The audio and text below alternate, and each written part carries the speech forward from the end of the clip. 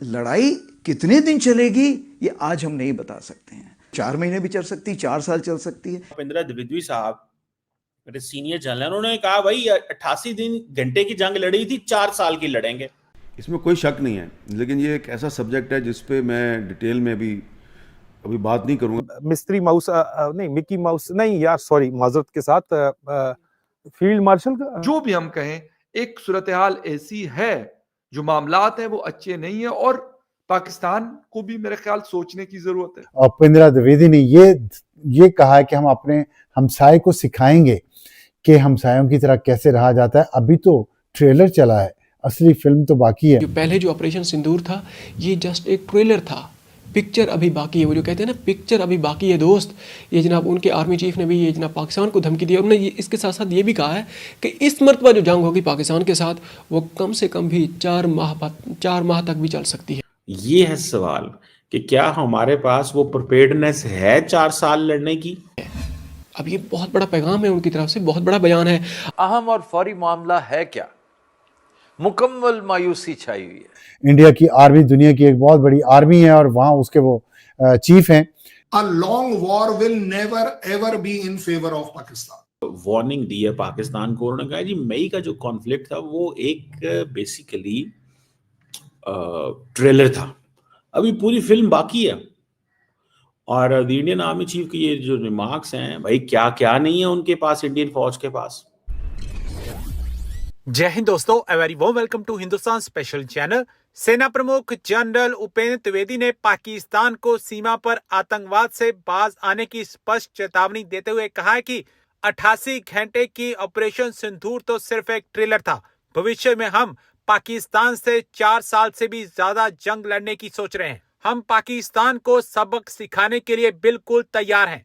आतंकवाद पर zero tolerance का संकल्प दोहराते हुए सेना प्रमुख ने कहा कि आतंकवादियों और उनके समर्थकों को भारत एक ही नजर से देखता है और हम आतंक का मुंह तोड़ जवाब देंगे। पाकिस्तान की परमाणु धमकियों का मखौल उड़ाते हुए सेना प्रमुख ने साफ कहा कि भारत इतना मजबूत है कि उसके परमाणु ब्लैकमेल के हथकंडों से हम डरने वाले नहीं हैं। आतंकवाद के खिलाफ नीति से जुड़े सवालों पर सेना प्रमुख ने कहा कि बेशक भारत इसके खिलाफ अपनी नई सामान्य नीति को अपना रहा है, ऐसे में पाकिस्तान भारत को निशाना बनाने वाले आतंकवादी समूहों का समर्थन संरक्षण जारी रखता है तो यह उसके लिए एक चुनौती होगी। दोस्तों, इंडिया के जो आर्मी चीफ हैं जनरल उपेंद्र द्विवेदी साहब, वो decorated general of Indian army, उन्होंने कल फिर एक वार्निंग दी है पाकिस्तान को। उन्होंने कहा जी मई का जो कॉन्फ्लिक्ट था वो एक बेसिकली ट्रेलर था, अभी पूरी फिल्म बाकी है। और द इंडियन आर्मी चीफ के ये जो रिमार्क्स हैं, ये coming after right after this red fort explosion, okay, on November 10, जिसमें 12 या 15 लोग जिनकी जान चली गई थी। ये मैं समझता हूँ जनरल द्विवेदी साहब ने जो ये बात की है ये बड़ी इंपॉर्टेंट बात है। उन्होंने कहा जी ये 88 आवर्स की जंग थी, हम जो है वो पूरी तरह प्रिपेयर्ड है। सर ये ऐसे नहीं चीज चल जाती, इसके पीछे कोई बात होती है, कोई चक्कर होता है, कोई आप हमें ये ना कह लें कि जी वो रातों रात ये चीज हो जाती है। ठीक है जी, ये 88 आवर्स का वो कह रहे हैं कि हम इनको जो है ना बहुत, बेसिकली तो वो यही कह रहे हैं ना, हम इनको मारेंगे बहुत ज्यादा, नहीं कह रहे। और ये स्टेट स्पॉन्सर टेररिज्म करते हैं और ये मैटर ऑफ कंसर्न है इंडिया के लिए। But the question at the end of the day is how can India justify an aggression on Pakistan. Bhupendra Dwivedi साहब मेरे सीनियर जनरल, उन्होंने कहा भाई 88 घंटे की जंग लड़ी थी, 4 साल की लड़ेंगे, तो तैयारी कर लो बस। पाकिस्तान ने मौका दिया तो आपको ये किया। ये बार बार कहा जा रहा है मौका दिया, मौका दिया। हम तो कभी नहीं कुछ करेंगे भैया, हम तो छोटा सा मुल्क है, इतना सा नन्ना प्यारा सा, हम तो अपनी जिंदगी गुजार रहे हैं। ज्यादा बड़ी बात यह है प्रिपेयर्डनेस, क्योंकि दैट इज वेरी इंपॉर्टेंट। मान लीजिए मेरी बात कमर चीमा साहब, अगर कभी आपके आसिम मुनीर साहब से भी आपका बातचीत हो तो उनसे जरूर पूछ लीजिएगा कि जनाब ये कर्नल शैलेंद्र ने जो बोला है क्या ये दुनिया में एप्लीकेबल है कि नहीं, पाकिस्तान नहीं दुनिया में। कमर चीमा साहब दिल पर हाथ रखिए और जो स्टेटमेंट मैं आर्मी चीफ की पढ़ने वाला हूं उसको दिल से जवाब दीजिएगा, दिल से। मतलब कंट्री के तौर पर नहीं, मेरी कंट्री आपकी कंट्री, एक एलियन आदमी बोल रहा है, ये सोच लीजिए। If Pakistan gives a chance, बात खत्म हो गई, यहीं पर सारी बात खत्म हो गई। That means India has no intentions of any other kind.